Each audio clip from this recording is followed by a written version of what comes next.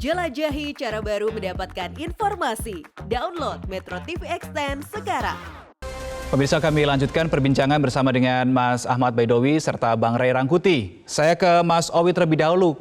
Mas Owi, ketika ada pemikiran bahwa langkah untuk menggugat usia kandidasi cawapres ini diturunkan dan ini digugat ke MK, apakah ini juga bisa dimaknai sebagai upaya DPR dan juga pemerintah untuk pinjam tangan MK sehingga publik nanti bisa maklum ketika DPR dan juga pemerintah mengubah undang-undang ini karena putusan MK begitu. Ini benar nggak? Itu pasti tidak benar. Ngapain pakai pinjam tangan gitu kan? Tinggal DPR dan pemerintah mengubah saja. Ini yang menggugat kan bukan partai di parlemen dan juga bukan pemerintah. Kecuali yang menggugat itu pemerintah dan juga DPR boleh diasumsikan sebagai pinjam tangan. Kita ini nggak tahu siapa yang menggugat. Tahu-tahu ada gugatan, ternyata setelah ditelusuri adalah partai non-parlemen dan juga para kepala daerah. Jadi kalau dikatakan bahwa DPR pinjam tangan sama sekali tidak benar gitu. Jadi ngapain Karena juga memang ke komitmen MK dari kalau awal kita tidak ada mau tidak ada kita niatan merevisi undang-undang ya, Mas? berpendapat gitu karena ada gugatan di Mahkamah Konstitusi gitu. Oke, baik. Saya minta pendapat Bang Ray juga. Pertanyaannya sama Bang Ray. Ya, ya, kalau saya melihatnya ya ini sudah seperti akal-akalan istilah saya itu. Kenapa saya sebut akal-akalan? Pertama begini, kan DPR sudah menyatakan tidak akan melakukan revisi terhadap undang-undang pemilu, gitu kan? Ditutup tuh. Tetapi ada kebutuhan mungkin secara politik untuk mendorong seseorang menjadi calon wakil presiden, tapi berkebetulan usianya masih di bawah ketentuan undang-undang gitu. Kalau kita dorong melalui DPR, nggak mungkin udah ditutup gitu ya. Kalaupun dibuka, pasti lama. Ya sementara pencalonannya kan sudah dekat nih gitu ya. Dan kebutuhan terhadap nama itu kan baru agak mencuat akhir-akhir ini juga gitu. Nah oleh karena itu ya dorong saja melalui MK. Kalau MK itu kan sidangnya mungkin 2 bulan gitu, lalu putus, selesai. Lalu bisa diterapkan langsung pada 2024 yang akan datang ini gitu. Nah, dan yang ketiga adalah kenyataannya para pemohon dengan mereka yang membuat undang-undang ini berkesesuaian pendapat kok setidaknya di majelis sidang MK yang kemarin itu. Sampai ada komentar hakim konstitusi soal, loh kok ini sama kesan saya penilaian dari 3 pihak, baik pemerintah maupun DPR maupun para pemohon gitu. Nah, oleh karena itulah yang saya sebutkan ini akal-akalan. Supaya apa gitu? Supaya karena kalau kita revisi pasti panjang laman cerita gitu.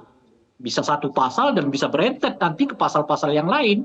Akhirnya lama dan tujuan pragmatisnya nggak tercapai gitu kan. Nah oleh karena itu dorong saja lah ke Mahkamah Konstitusi cepat ya dan mungkin bisa diaplikasikan di 2024 yang akan datang sesuai dengan kepentingan politik pragmatis dari undang-undang ini ditetapkan gitu.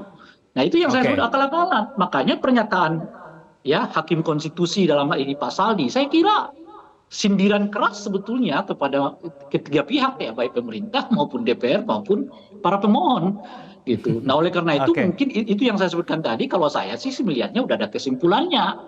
Itu kesimpulannya apa? Ya meminta kepada 3 pihak untuk melakukan revisi.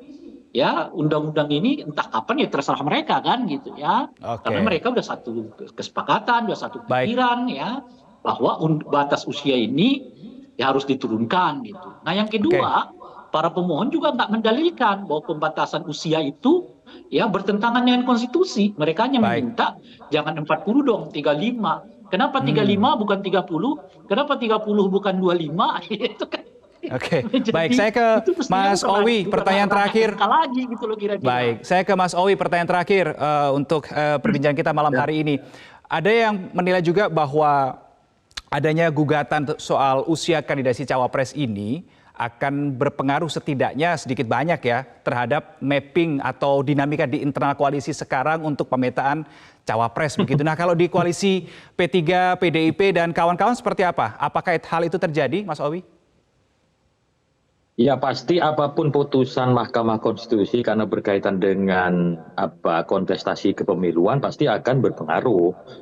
Sedikitnya pasti berpengaruh. Apakah kemudian nanti usia 35 tahun dikabulkan terus yang seperti disampaikan Bung Ray itu merujuk ke nama Mas Gibran?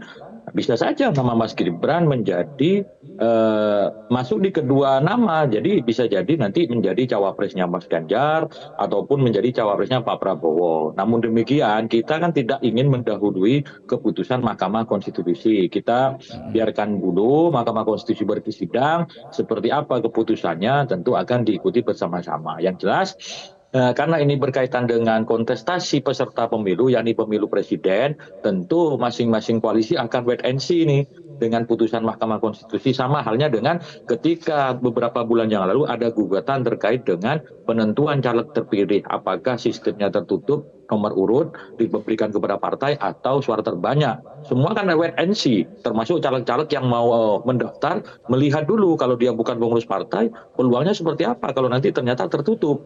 Nah kemudian ketika MK memutuskan bahwa tetap menggunakan suara terbanyak, baru caleg-caleg itu melengkapi berkas persyaratan gitu. Sehingga kemudian ketika awal-awal pendaftaran dulu banyak yang tidak memenuhi syarat, salah satunya itu karena faktor menunggu putusan dari Mahkamah Konstitusi.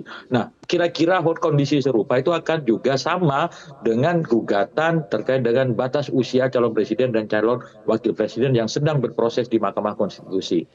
Baik, kita nantikan bersama bagaimana bunyi putusan MK nanti, apakah peluang untuk Gibran masuk di Pilpres 2024 akan terbuka atau tertutup ya. Terima kasih Bang Ray Rangkuti dan juga Mas Ahmad Baidowi sudah bergabung sama kami di Prime Time News. Selamat malam. Cara mudah mendapatkan informasi dengan satu sentuhan jari. Download Metro TV Extend.